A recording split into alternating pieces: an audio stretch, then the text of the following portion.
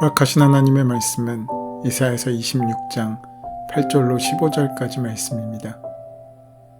여호와여, 주께서 심판하시는 길에서 우리가 주를 기다려 싸우며 주의 이름을 위하여 또 주를 기억하려고 우리 영혼이 사모하나이다. 밤에 내 영혼이 주를 사모하여 싸운즉 내 중심이 주를 간절히 구하오리니 이는 주께서 땅에서 심판하시는 때에 세계의 거민이 의를 배움이니이다. 악인은 은총을 입을지라도 의를 배우지 아니하며 정직한 자의 땅에서 불의를 행하고 여호와의 위엄을 돌아보지 아니하는도다. 여호와여, 주의 손이 높이 들릴지라도 그들이 보지 아니하오나 백성을 위하시는 주의 열성을 보면 부끄러워할 것이라. 불이 주의 대적들을 사르리이다. 여호와여, 주께서 우리를 위하여 평강을 베푸시리오니 주께서 우리의 모든 일도 우리를 위하여 이루심이니이다. 여호와여, 우리 하나님이시여, 주 외에 다른 주들이 우리를 관할하여 싸우나 우리는 주만 의지하고 주의 이름을 부르리이다. 그들은 죽었은즉 다시 살지 못하겠고 사망하였은즉 일어나지 못할 것이니 이는 주께서 벌하여 그들을 멸하사 그들의 모든 기억을 없이 하셨음이니이다. 여호와여, 주께서 이 나라를 더 크게 하셨고 이 나라를 더 크게 하셨나이다. 스스로 영광을 얻으시고 이 땅의 모든 경계를 확장하셨나이다. 이사야는 오늘 본문인 이사야서 26장 말씀에서 마지막 날에 의로운 심판을 하신 하나님을 찬양하는 내용과 구원받은 백성이 어떤 삶을 살아야 하는지를 말씀하고 있습니다. 오늘 본문인 8절로 15절 말씀은 여호와의 날에 악인을 심판하시는 공의로우신 하나님을 찬양하는 노래입니다. 이사야가 활동을 시작하던 때는 이스라엘과 유다가 최대의 시련을 겪던 시기였습니다. 아시리아 왕 디글랏 발라셀은 근동 지역의 패권을 차지하기 위해 정복전쟁에 열을 올리고 있었습니다. 그는 약소 국가들을 삼키고 그 도성들을 약탈하고 백성들을 유배시키는 등 공포 정치를 시행했습니다. 사마리아는 그 힘에 굴복하였고 유다의 장래는 불투명해졌습니다. 봉신의 예를 갖추기 위해 다메섹으로 갔던 아하스 임금은 아시리아 왕에게 잘 보이기 위해 이방신의 제단을 예루살렘 성전에다 설치하도록 하는가 하면 예루살렘 성전 집기들을 새로 배열하고 대문 하나를 봉쇄하기도 했습니다. 그야말로 영적으로나 그 국력으로나 나라의 근간이 뒤흔들리고 있던 때였습니다. 이사야는 참담한 심정으로 아하스에게 나아가 역사를 지배하시는 분은 하나님이심을 믿으라고 권고했습니다.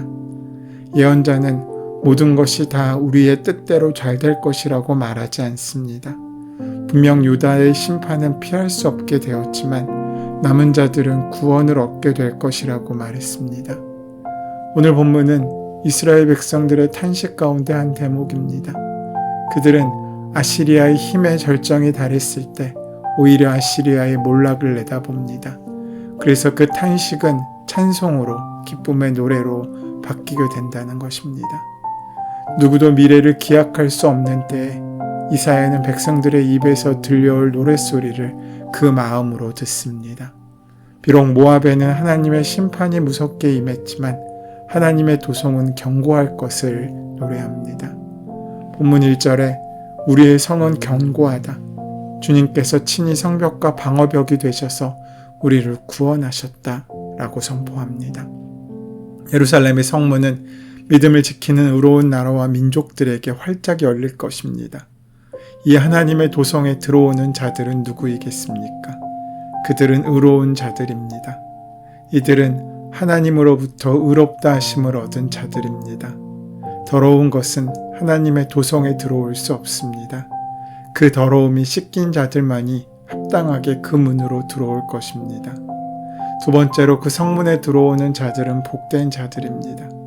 그들의 길은 평탄할 것입니다. 그러나 악인들의 길은 구부러지고 장애물로 가득하고 결국은 불로 태워질 것입니다. 오직 하나님의 복을 받은 자들만 들어오게 됩니다. 그 성문에 들어오는 자들은 하나님의 임재를 열망하는 사람들입니다. 하나님의 임재를 기다리지만 그 임재가 심판을 의미하기에 이들은 회개함으로 하나님께 나아가는 자들이기도 합니다. 하지만 악인들은 모든 경고와 회개의 기회에도 불구하고 여전히 회개하지 않은 채 불신자로 남아있는 자들입니다. 네 번째로 성문에 들어오는 자들은 평화를 기뻐하는 자들입니다. 평강은 의인의 마음의 상태를 묘사하기에 합당한 말입니다. 하나님께서는 그 심지가 견고한 자를 평강의 평강으로 지키십니다. 그들이 하나님을 신뢰하고 하나님께 의뢰하기 때문입니다. 하나님은 한결같은 마음으로 주님을 의지하는 자들에게 평화를 주십니다. 하지만 교만한 자들이 사는 견고한 성을 허무십니다. 또한 의로운 사람의 길을 평탄하게 하십니다. 현실은 뒤죽박죽이지만 하나님은 그 속에서도 질서를 잡아가십니다. 하나님은 지금도 세상의 불의와 계속하여 싸우고 계십니다. 그러하기에 하나님의 백성은 이렇게 다짐합니다. 8절로 10절 말씀입니다. 여호와여, 주께서 심판하시는 길에서 우리가 주를 기다려 싸우며 주의 이름을 위하여 또 주를 기억하려고 우리 영혼이 사모하였나이다. 밤에 내 영혼이 주를 사모하여 싸운즉 내 중심이 주를 간절히 구하오리니 이는 주께서 땅에서 심판하시는 때에 세계의 거민이 의를 배움이니이다. 악인은 은총을 입을지라도 의를 배우지 아니하며 정직한 자의 땅에서 불의를 행하고 여호와의 위엄을 돌아보지 아니하는도다.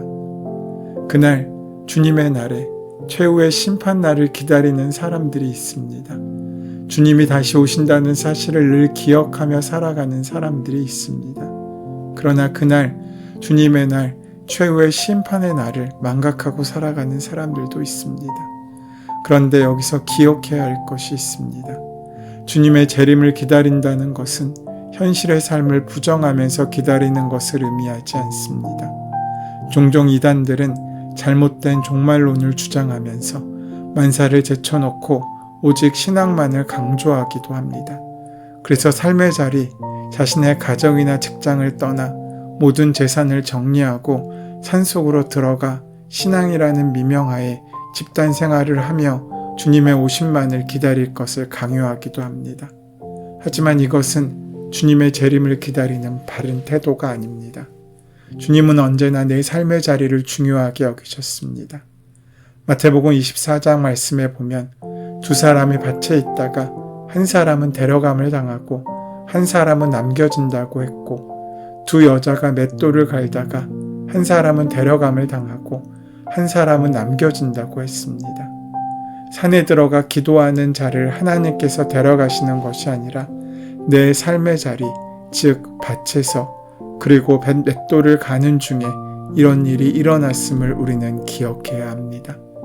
하나님께서 원하시는 세상은 아모스 선지자의 말처럼 공의가 물처럼 흐르고 정의가 마르지 않는 강처럼 흐르는 세상입니다. 공의와 정의를 가로막는 세력은 하나님의 때가 이르면 지붕 위에 풀처럼 말라버리고 말 것입니다. 믿는다곤 하지만 우리도 세파에 따라 이리저리 밀려다닙니다. 의의 최후 승리에 대한 믿음이 흔들릴 때도 있습니다. 하지만 흔들리면서도 어디에 있든지 북쪽을 가르치는 나침반처럼 우리는 하나님을 향해 선 사람이 되어야 합니다.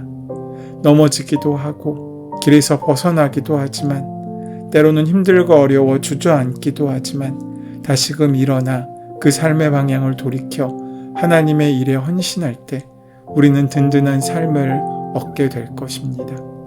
세상은 하나님의 심판 앞에 있습니다. 주님께서 땅을 심판하실 때 사람들은 비로소 의가 무엇인지를 배우게 됩니다. 하지만 악인들은 하나님의 은혜를 잊고도 옳은 일 하려는 것을 배우려 하지 않습니다. 오만한 자들과 악인들의 힘을 하나님이 어떻게 꺾으시는지를 눈으로 목도하면서도 역사로부터 아무런 교훈도 받지 못하는 이들은 불쌍한 사람들입니다. 그들은 주님의 위엄 따위는 안중에도 두지 않습니다. 오늘 본문 11절로 15절의 말씀은 과거에 이스라엘 백성들이 애굽의 종 되었을 때 애굽의 권세를 심판하시고 이스라엘 백성들을 구원하신 내용을 상기시킵니다. 그리고 다윗과 솔로몬 시대의 영광을 묘사하면서 궁극적으로 구원받은 백성이 받게 될 영광스러운 나라를 묘사하고 있습니다. 본문 14절에서 15절 말씀입니다. 그들은 죽었은즉 다시 살지 못하겠고 사망하였은즉 일어나지 못할 것이니 이는 주께서 벌하여 그들을 멸하사 그들의 모든 기억을 없이 하셨음이니이다. 여호와여, 주께서 이 나라를 더 크게 하셨고 이 나라를 더 크게 하셨나이다. 스스로 영광을 얻으시고 이 땅의 모든 경계를 확장하셨나이다. 악인을 심판하시고 주의 백성을 구원하시는 하나님을 찬양하고 있습니다. 과거에 이스라엘 백성에게 베푸셨던 그 은혜를 떠올리며 그날, 주님의 날, 최후의 심판이 날이 되면 악인은 심판을 받고 의로운 자는 영광스러운 나라를 얻게 된다고 말씀하고 있습니다. 본문 13, 14절의 말씀을 다시 보시면 여호와여, 우리 하나님이시여, 주 외에 다른 주들이 우리를 가난하여 싸우나 우리는 주만 의지하고 주의 이름을 부르리이다. 그들은 죽었은즉 다시 살지 못하겠고 사망하였은즉 일어나지 못할 것이니 이는 주께서 벌하여 그들을 멸하사 그들의 모든 기억을 없이 하셨음이니이다 라고 말합니다. 이 땅에는 여호와 우리 하나님 외에 다른 왕들이 있습니다. 그들은 자신들이 왕이라고 생각합니다. 하나님과 같이 하나님 행세를 하면 우리를 다스립니다. 주의 날이 이를 때까지 우리는 우리의 참된 주인이시며 영원한 왕이 계심에도 이 땅에서 하나님 행세하는 자들의 다스림을 받습니다. 그러나 그들은 하나님께서 벌하시어 멸망시키시고 다시 살지 못하고 사망한 그들은 다시 일어나지 못한다고 본문은 말합니다. 사실 그 왕이 가장 강력히 살아있는 곳은 나의 내면입니다. 내가 왕으로 살아가는 것입니다. 그리하여 하나님의 백성들은 이 땅에서 오직 참된 왕이시며 주인이신 하나님만 의지하고 주의 이름만을 부르는 자로 끌어들이는 것입니다. 하나님만 순종하는 자로 만드신다는 뜻입니다. 자신이 하나님 행세를 하며 하나님 흉내를 내는 자들의 결국은 패망이며 아무도 기억하지 못하게 만드실 것입니다.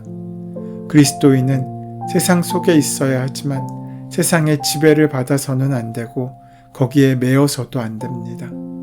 그리스도인은 다른 주인에게 속하여 있으므로 생각과 삶의 마음이 세상의 지배를 받아서도 안 되고 세상을 의지해서도 안 됩니다.